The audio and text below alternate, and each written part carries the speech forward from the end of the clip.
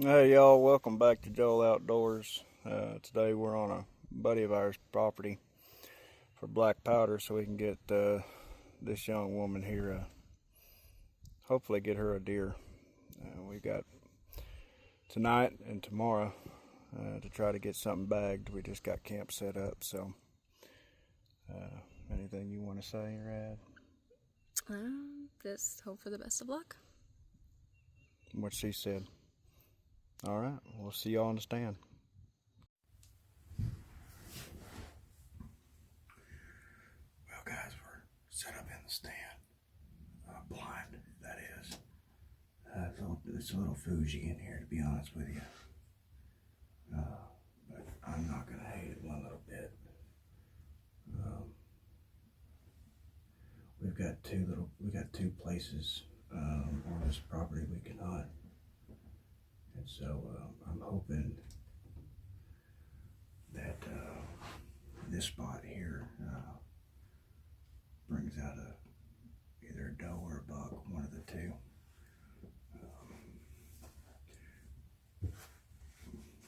She hasn't killed anything in a couple of years. So we'll see what happens. This is the same blind that I shot a doe I've been chasing for about 5 years out here. We called her Mama Doe and got her last year during black powder. So hopefully things continue to go our way.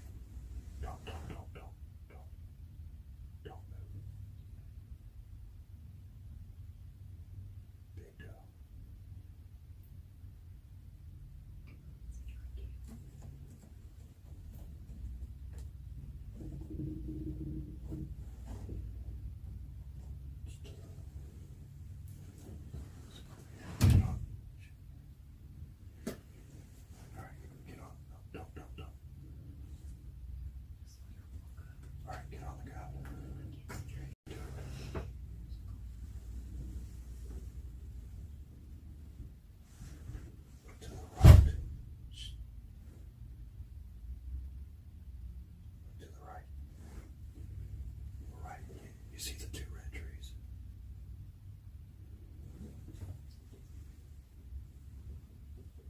Look, you see that red sapling right next to the pine?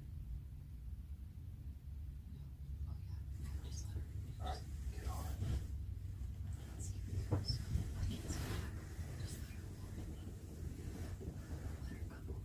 Don't move. That's a big doe.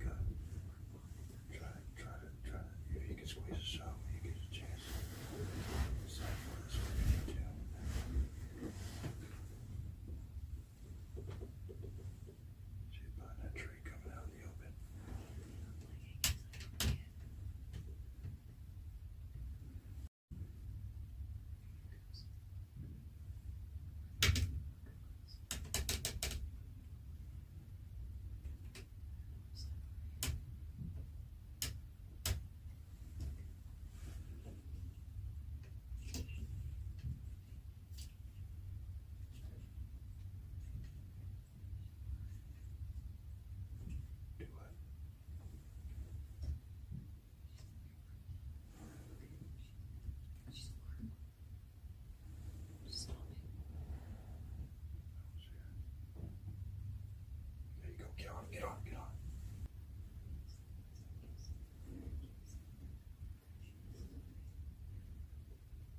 Tell me when to stop her. Tell me when to stop her. Stop her. Yeah. What did you do? What did you just do?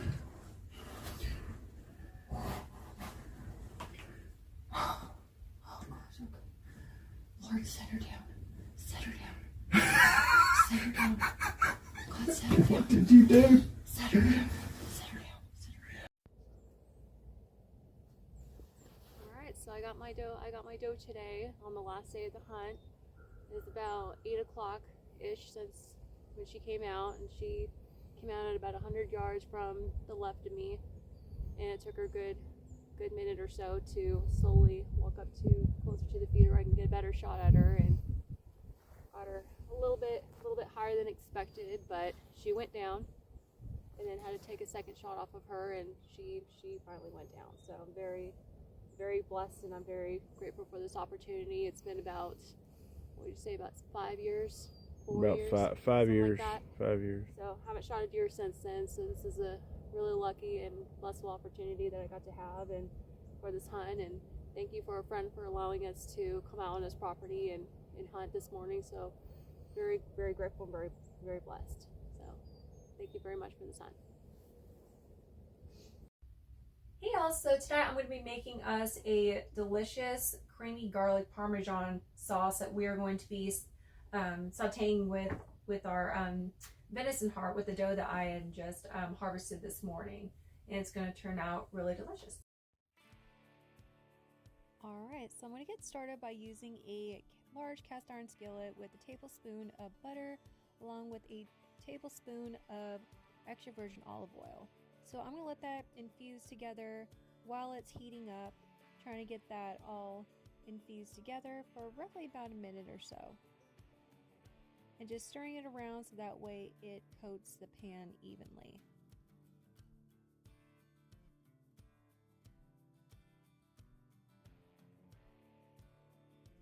And once it gets to a really good heat, I'm going to do is I'm just going to mix it all together. Upon that medium-high heat, I'm going to go and start putting in my venison heart strips, and I'm just going to disperse that around the cast iron skillet, and it doesn't take long at all. I would say it takes about a minute to a minute and a half, so you don't want to overcook it too much because the meat is very tender.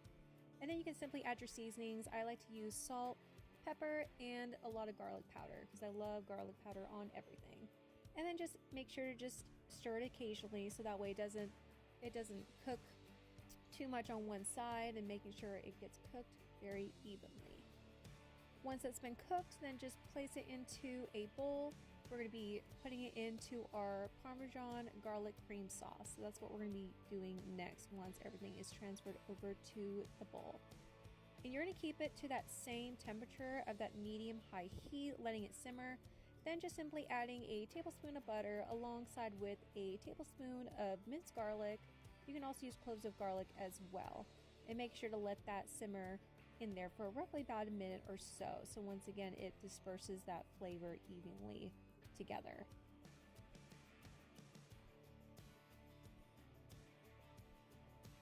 Then after that, we're just going to add a half cup of heavy whipping cream, and then simply along with some Parmesan cheese. It usually says about 1/4. I usually use about 1/4 cup, or you can simply use it whatever is best desired. And simply whisking that together along with the whipping cream, and let it get to a really good simmer, so that way it really, really mixes in well together. Okay, and then we're just going to simply add any other seasonings on there. I like to use thyme, rosemary, parsley, anything that has a really good savory spice to it. And then just send over the rest of that venison heart strips and make sure to marinate that very, very well together in there. And it just gives it once again a few minutes, letting that simmer, and then once again adding some more Parmesan cheese of your desire, and then just simply mixing everything well together. And it's a pretty easy meal, and it is very delicious. and then adding in some more spices, just infusing it all together. And I simply like to do all those really strong spices at the very end. Yeah, so this is the ending result of our delicious dinner tonight, our venison heart with the Parmesan and garlic cream sauce. So it turned out amazing and delicious. We were having some audio difficulties, so unfortunately we weren't able to walk you through the step-by-step process with all the ingredients and everything to create this delicious meal, but we thank you all once again for watching with us.